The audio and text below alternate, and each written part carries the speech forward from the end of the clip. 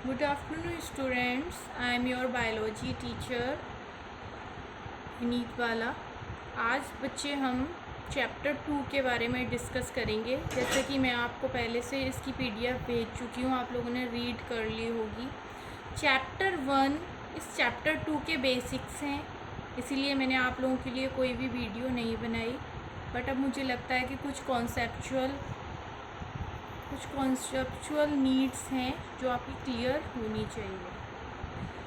बच्चे देखिए, chapter 2 related to sexual reproduction in flowering plants. यहाँ से क्लियर हो रहा है कि हमें फ्लावरिंग प्लांट जिन पर फ्लावर होंगे उन्हीं में क्या होगा, सेक्सुअल रिप्रोडक्शन की प्रोसेस होगी। इससे हमें यह पता चलता है कि फ्लावर रिप्रोडक्शन की प्रोसेस के लिए, सेक्सुअल रिप्रोडक्शन की प्रोसेस के लिए एक एसेंशियल नीड है। तो सबसे पहले हमें फ्लावर के बारे में स्टडी करनी है, जिससे हमें ये पता चलेगा कि फ्लावर का कौन सा पार्ट सेक्सुअल रिप्रोडक्शन में पार्टिसिपेट करता है और कौन सा नहीं करता है। इसके बाद जो स्ट्रक्चर्स फ्लावर में प्रेजेंट होंगे, that is ovary and stamen. उनमें क्या क्या स्ट्रक्चरल चेंज होंगे, क्या क्या इवेंट्स होंगे, उन इवेंट्स को क्या बोलते हैं हम, प्री फर्टिलाइजेशन इवेंट्स। इसके बाद हमारा डबल फर्टिलाइजेशन की प्रोसेस होती है, that is known as syngamy, fusion of male and female gametes.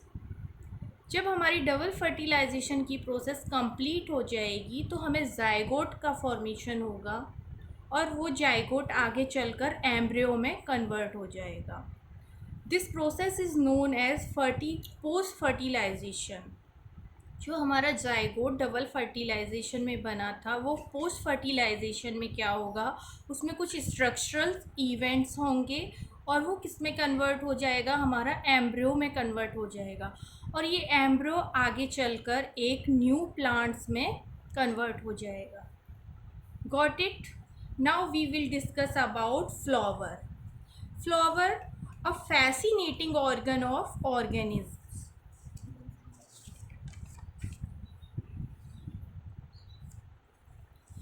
Here you can see the LS of a flower. LS मतलब लॉन्गिट्यूडनल सेक्शन। अगर हम किसी भी फ्लावर को लॉन्गिट्यूडनली कट करेंगे तो हमें इस तरीके की स्ट्रक्चर सीन होगी। सबसे पहले जब हम किसी फ्लावर को देखते हैं तो उसमें नीचे वाले पार्ट पर हमें ग्रीन लीव्स दिखाई देती हैं, जिनको क्या बोलते हैं हम, सेपल्स। और जो कलर्ड लीव्स दिखाई देती हैं उनको क्या बोलते हैं, पेटल्स। ये हो गई हमारी, बाहर से किसी फ्लावर को देखने पर हमें क्या दिखेगा, सेपल्स दिखेंगे। और ये जो पार्ट है इसको बोलेंगे पेडिसल। और ये कलर्ड जो स्ट्रक्चर होंगे इनको क्या बोलेंगे, पेटल्स। अब आते हैं हम इंटरनली पार्ट्स पर। Internally parts consist of male and female part. Some flowers contain only male part, some flowers contain only female part, but some flowers contain both part, that is male and female part both. In this structure we can see that here ovary, this is ovary, it is a female part of flower. And here you can see anthers, these are male part of flower. That's why this flower contain male and female both parts. सबसे पहले अब हमें पढ़ना है कि mail और female parts में क्या चेंजेस होंगे, जिससे कि हमें गैमीट्स का फॉर्मेशन होगा, जो कि किस में पार्टिसिपेट करेंगे, फर्टिलाइजेशन की प्रोसेस में। तो सबसे पहले हम पढ़ेंगे बच्चे pre fertilization structures and events.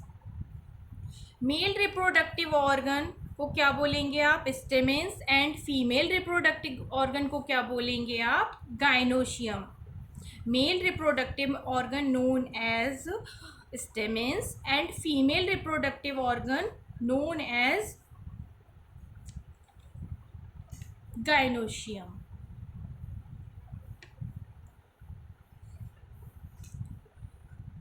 This structure, you can see this is a typical stamen. Here this cylindrical structure is known as filament and this lobed structure is known as anther.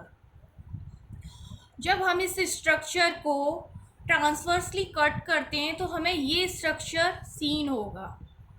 जब हम इस stamen को transversely cut करेंगे, ये क्या है आपका एक स्टेमेन का सेक्शन है, TS, transverse section. In this section you can see clearly bilobed structure. In these lobes some granules type structures are filled. These structures are known as pollen grains, and the structure in these pollen grains are filled. The chamber is known as pollen sac and this stalk is known as filament. बच्चों आपको यहाँ से समझ आ रहा होगा कि जो हमारा स्टेमेन है उसमें एक फिलामेंट होगा और ऊपर की तरफ एक लोब्ड स्ट्रक्चर होगा जिसको क्या बोलेंगे आप, एंथर बोलेंगे। जनरली ये बाइलोब्ड स्ट्रक्चर होगा, इसमें 2 लोब्स होंगे, जैसा कि आपको स्ट्रक्चर में दिख रहा है। इस तरफ एक लोब दिख रहा है और इस तरफ एक लोब दिख रहा है, और उसमें क्या है, ग्रैन्यूल्स टाइप स्ट्रक्चर भरे हुए हैं जिनको क्या बोलेंगे आप, पोलन ग्रेन। जिन चैम्बर्स में ये ग्रेन्स भरे हुए हैं उनको क्या बोलेंगे, pollen sacs. It is clear. Now structure of microsporangium. सबसे पहले हमने क्या स्टडी की, स्टेमेन के बारे में। स्टेमेन किस किस से मिलकर बना है, फिलामेंट एंड एंथर से। अब हम ये पता करेंगे कि माइक्रो स्पोरेंजियम में क्या क्या स्ट्रक्चर होते हैं, और जो आपको ये स्ट्रक्चर दिख रहा है जब TS को कट करेंगे, this structure is known as micro sporangium. Micro sporangium in a transverse section a typical microsporangium appears near circular in outline. It is generally surrounded by 4 wall layers. जो आपका micro sporangium है बच्चे, वो 4 layered होगा। सबसे outer layer को क्या बोलेंगे आप, epidermis, and inner to epidermis is known as endothecium. After that middle layer and in central portion you can see microspore mother cells. Okay, और जो आपका मिडिल लेयर और माइक्रोस्पोर मदर सेल्स के बीच की जो लेयर होगी, inner most dermis is known as tapetum. अब मैं आपको बताती हूँ कि टैपिटम क्या होता है। टैपिटम के बारे में बताती हूँ आपको मैं। It is generally surrounded by 4 wall layers: the epidermis, endothelium, middle layer, and the tapetum. The outer 3 wall layers perform the function of protection and help in dehiscence of anther to release pollen. Dehiscence का मतलब है बेटा pollen grains का microsporangium से बाहर आना। The innermost wall layer is tapetum. It nourish the developing pollen grains. जो tapetum का फंक्शन है वो है जो पोलन ग्रेन्स माइक्रोस्पोरेंजियम में भरे हुए हैं उनको नरिश करना, उनको फूड प्रोवाइड करना। Cells of the tapetum possess dense cytoplasm, generally have more than 1 nucleus. इसकी स्पेसिफिकेशन क्या है बेटा, इसमें डेंस मतलब गाढ़ा सघन साइटोप्लाज्म पाया जाएगा, और इसमें जनरली 1 सेल में 1 न्यूक्लियस पाया जाता है, but in tapetum more than 1 nucleus are present. तो कभी आपसे कोई क्वेश्चन पूछता है कि which cell contain more than 1 nucleus, that is tapetum cells. Now it is clear. When the anther is young, a group of compactly arranged homogeneous cells are called sporigenous tissue, occupies the center of each sporangium. जब आपका anther young होता है तो उसमें group of homogeneous cells, homogeneous मतलब same cells, which are same in structure, same in content, that is cytoplasmic content. Are known as sporogenous tissue, जो कहाँ पर पाए जाएंगे, centre of each microsporangium, microsporangium के सेंटर में पाए जाएंगे। अब जो हमारा जो माइक्रोस्पोरेंजियम का स्ट्रक्चर है, इसमें कौन सी प्रोसेस होगी, माइक्रोस्पोरोजेनेसिस। माइक्रोस्पोरोजेनेसिस, जैसा कि नाम से पता चल रहा है आपको, microsporogenesis, formation of microspores. Microsporogenesis means formation of microspores. As the anther develops, the cells of sporogenous tissue undergo meiotic division to form microspore tetras. What would be ploidy of the cells of tetrad? ये अभी आपको मैं आगे बताती हूँ। यहाँ तक बच्चों आपको क्लियर हो गया, जो आपका माइक्रोस्पोरेंजियम है वो 4 सेल्स से बना है। आउटर सेल क्या है, एपिडर्मिस है, then endodermis, then middle layer, then tapetum. Tapetum क्या प्रोवाइड करेगा, नरिशमेंट, और अपर 3 लेयर्स क्या प्रोवाइड करेंगी, उसको क्या प्रोवाइड करेंगी, अपर 3 लेयर्स प्रोटेक्शन प्रोवाइड करेंगी। अब आते हैं हम माइक्रोस्पोरोजेनेसिस की प्रोसेस पर। बच्चे जैसा कि आपको दिखाई दे रहा है, these are pollen grains filled in microsporangium. तो कैसे इनका फॉर्मेशन होगा, अब हमें इसके बारे में पता करना है कि पोलन ग्रेन्स बनेंगे कैसे। As each cell of sporogenous tissue is capable giving rise to a microspore tetrad, each one is a potential pollen और माइक्रोस्पोर मदर सेल। बच्चे क्या होता है, जो आपके स्पोरोजीनियस टिश्यूज़ हैं, आपके जो स्पोरोजीनियस टिश्यूज़ हैं, इनकी कोई एक सेल माइक्रोस्पोर मदर सेल्स की तरह फंक्शन करने लग जाएगी। माना कि एक ये सेल है, ठीक है, ये किसकी तरह फंक्शन करने लग जाएगी, माइक्रोस्पोर मदर सेल की तरह फंक्शन करने लग जाएगी। That is known as PMC. Through meiosis is called microsporogenesis. क्या होगा, pollen grains, the process of formation of microspore from a pollen mother cell through meiosis is called microsporogenesis. बच्चे क्या होता है इसमें, देखो ये आपके स्पोरोजेनस टिश्यू हैं जो कहाँ पर होंगे, सेंटर में।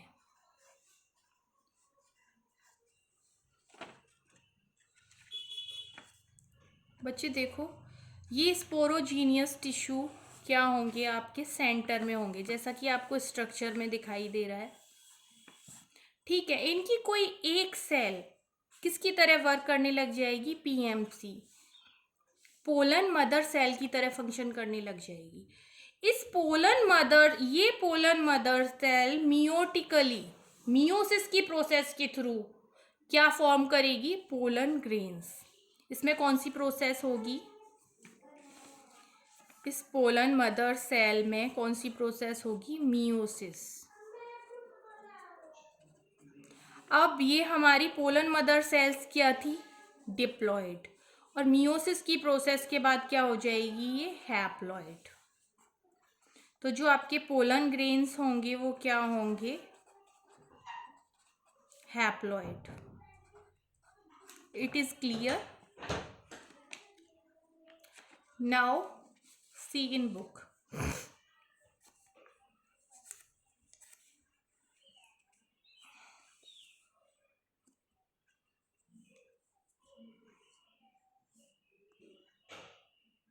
The microspores as they are formed arranged in a cluster of 4 cells, microspore tetrad. जो आपके माइक्रोस्पोर्स का फॉर्मेशन होगा वो किस फॉर्म में होगा, माइक्रोस्पोर टेट्राड की फॉर्म में। मियोसिस के बाद क्या बनेगा आपका, माइक्रोस्पोर टेट्राड। ओके,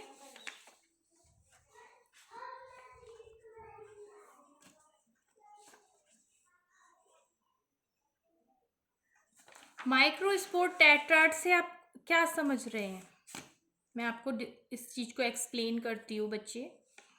माइक्रोस्पोर टेट्राड्स का मतलब है ये आपका माइक्रोस्पोर टेट्राड है।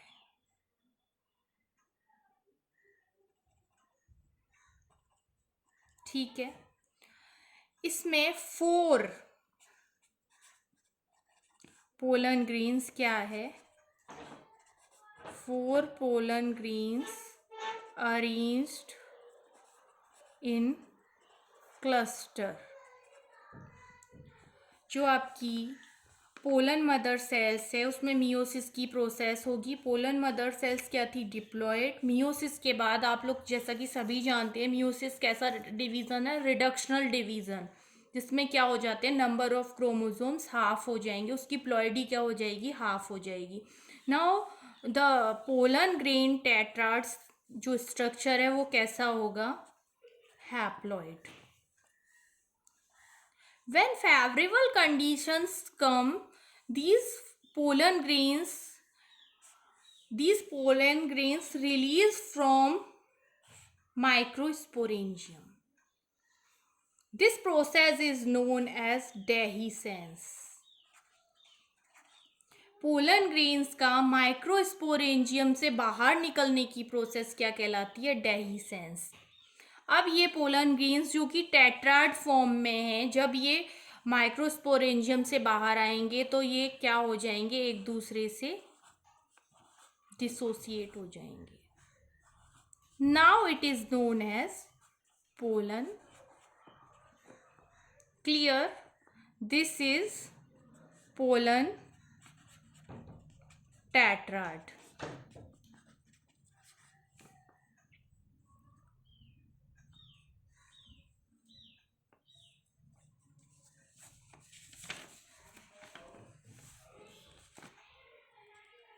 Inside each microsporangium, several thousands of microspores or pollen grains are formed that are released with the dehiscence of anther.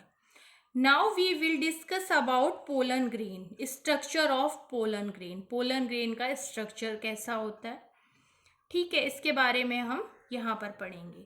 तो पोलन ग्रेन क्या रिप्रेजेंट कर रहा है आपका, pollen grain represent male gametophyte.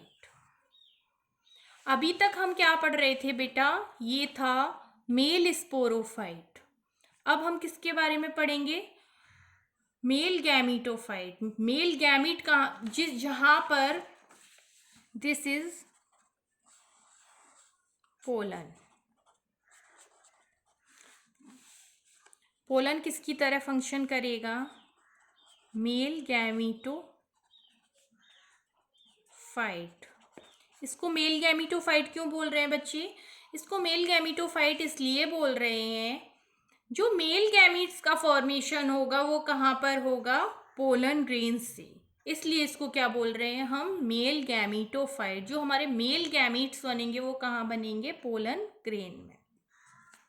अब हम पोलन ग्रेन के बारे में पढ़ेंगे कि पोलन ग्रेन में कैसे कैसे स्ट्रक्चरल चेंज होंगे जिसके बाद हमें गैमीट्स मिलेंगे। ठीक है, सबसे पहले हम डिस्कस करेंगे, आओ इधर बुक में,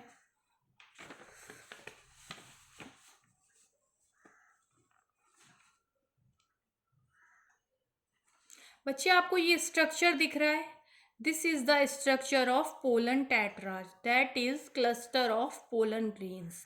जब आपका डेहिसेंस होगा तो ये पोलन ग्रेन्स एक दूसरे से डिसोसिएट हो जाएंगे और ये हमें क्या मिल जाएगा, single pollen.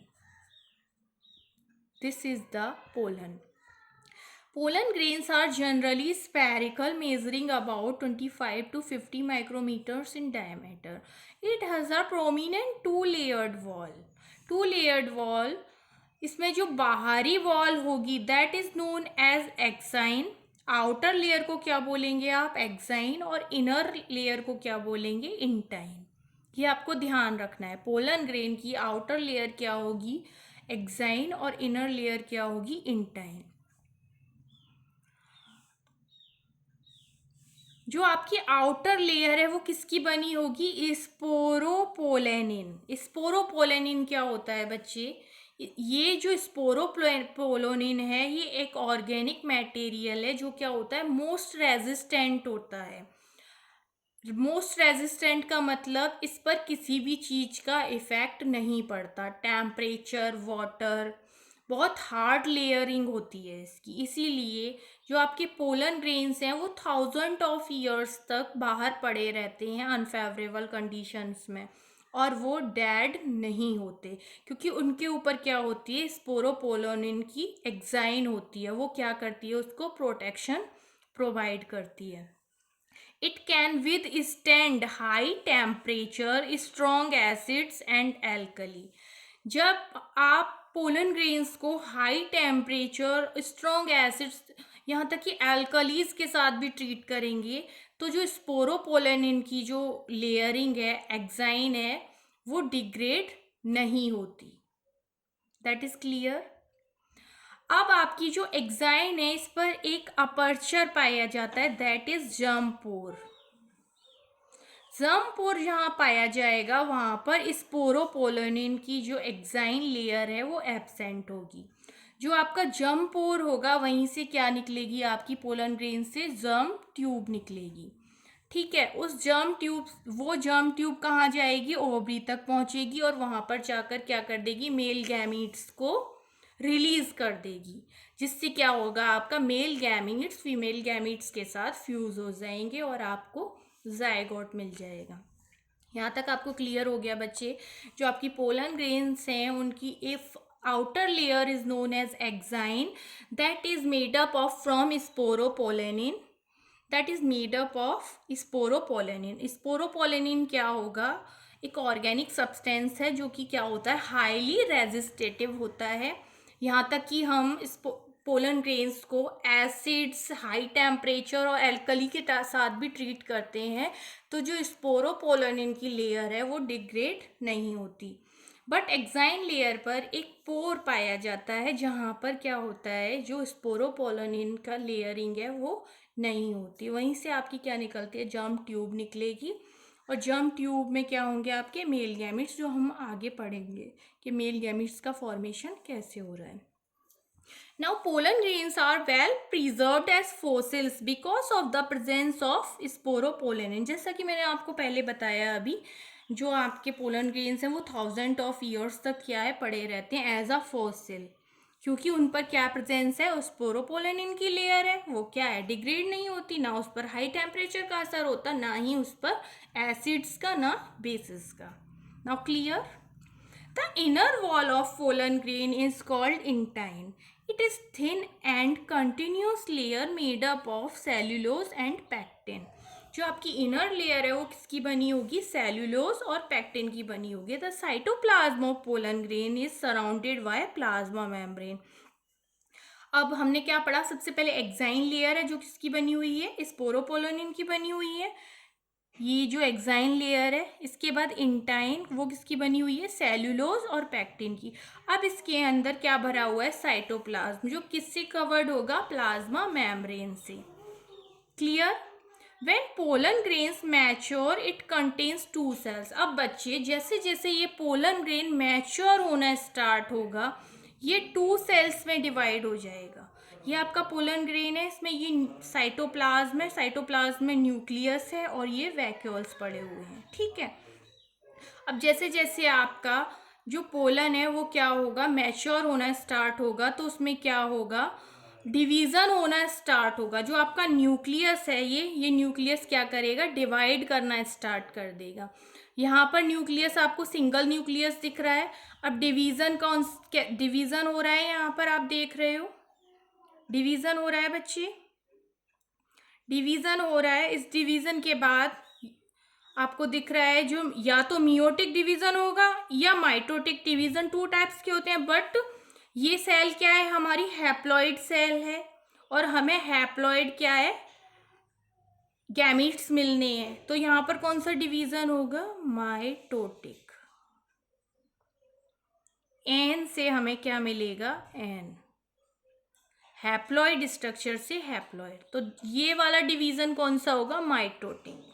Number of chromosome same रहेंगे। स्पिंडल फॉर्मेशन हुआ और जो आपका न्यूक्लियस है, डीएनए कंटेंट है, वो किन 2 सेल्स में डिवाइड हो गया, that is vegetative cell and generative cell. Let me revise. बच्चे देखिए, ये आपका न्यूक्लियस है और ये न्यूक्लियस माइटोटिकली डिवाइड होकर किस में डिवाइड हो गया, वेजिटेटिव और जेनरेटिव सेल्स। अब आपका पोलन ग्रेन कितने सेल्ड हो गया, 2 सेल्ड हो गया। यहाँ पर क्या था, आपका एक सिंगल सेल था पोलन ग्रेन, अब कितना हो गया, 2 सेल्ड। इस पोलन ग्रेन में अब यहाँ पर कितनी सेल्स हैं, 2 cells, vegetative cell and generative cell. The vegetative cell is bigger. You can see in this diagram, vegetative cells का साइज बड़ा दिख रहा है और जेनरेटिव सेल का साइज छोटा दिख रहा है, आप देख पा रहे हो। The vegetative cell is bigger, has abundant food reserve and large irregularly shaped nucleus. जो वेजिटेटिव सेल्स है इसमें क्या होगा, वेजिटेटिव से आपको पता चल रहा है, आपको इसको लिंक करके लर्न करना है बच्चे। वेजिटेटिव मतलब ये क्या कर रही है, फूड प्रोवाइड कर रही है, वेजिटेशन कर रही है सेल का, तो ये फूड प्रोवाइड कर रही है। इरेगुलर शेप का इसका न्यूक्लियस है, not in round shape, it is irregular shape. It is clear? Irregular shaped nucleus. The generative cell is small and floats in the cytoplasm of the vegetative cell. जो आपकी generative sales है वो बहुत छोटी होती है और वो वेजिटेटिव सेल के साइटोप्लाज्म में क्या करती रहती है, फ्लोट करती रहती है। ठीक है बच्चे। It is spindle shaped with dense cytoplasm and a nucleus. जो वेजिटेटिव सेल्स है उसमें भी क्या पाया जाएगा, डेंस साइटोप्लाज्म पाया जाएगा और न्यूक्लियस पाया जाएगा।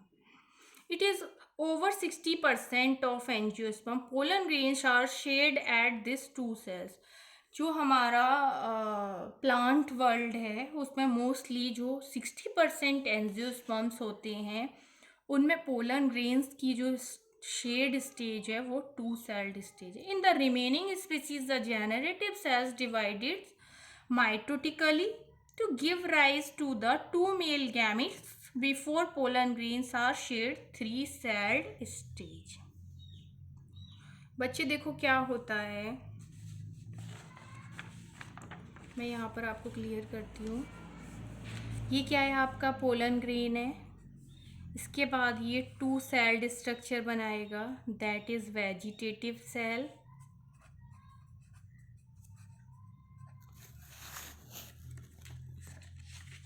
देखिए ये आपका पोलन ग्रेन है, मेल गैमेटोफाइट है।